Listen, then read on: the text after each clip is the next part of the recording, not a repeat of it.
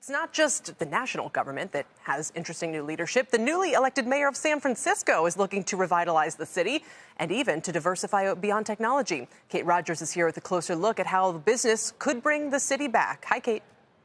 Hey, Kelly. Mayor-elect Daniel Lurie was candid in our conversation that action really needs to be swift, but that it's going to take time to see results from the plans that he's putting into place. They include putting up emergency shelter beds for those sleeping on the streets and declaring a state of emergency over the fentanyl crisis on day one in office in a bid to make city streets safer. He knows it's crucial for business to return, looking ahead to what's in store for the city in the years to come. Take a listen.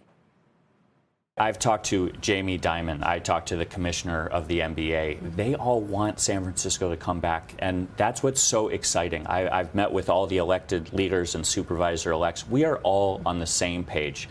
We believe in San Francisco. We know that San Francisco is on its way back. We have the NBA All-Star Game. We have Super Bowl 60 coming. We have World Cup. We have the J.P. Morgan Healthcare Conference coming in January. We're excited to welcome the country and the world back to San Francisco.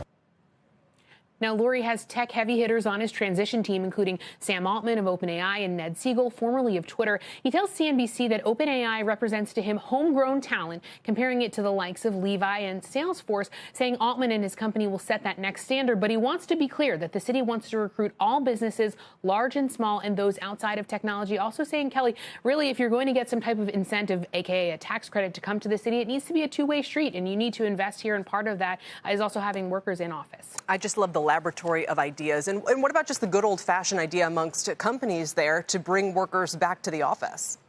Yeah, so part of that, he says, will start with his administration. He wants his team in 5 days a week. I said, what if they don't want to come back? And he said, those are conversations that we're going to have. So he really wants to model that behavior, but again, knows the streets need to look cleaner and safer for people to want to come back downtown. So he knows that those two things need to go hand in hand, and said, we didn't get into this overnight. It's not going to be fixed overnight. But as you can see, a lot of enthusiasm about the many events the city has to come in 2025 and beyond, Kelly. I'm very enthusiastic for the return to office. But, Kate, I think you'd appreciate this. Post-industrial revolution, people working different from where they live. We're still grappling with that, I think, and still struggling with it as a society.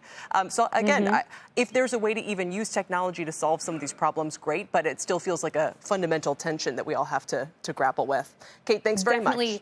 Yep, go ahead. Thank you, Kelly. Well, no, I want to hear it. I was going to say, I think younger workers in particular, too, are looking for more of a combination, perhaps more of a return to office, because they get that mentorship, they get experience that they may have missed out on earlier in their careers. That's some reporting I did earlier in the year. So it'd be interesting to see, too, kind of the mix of who wants to come back to office and the opportunity that presents as well.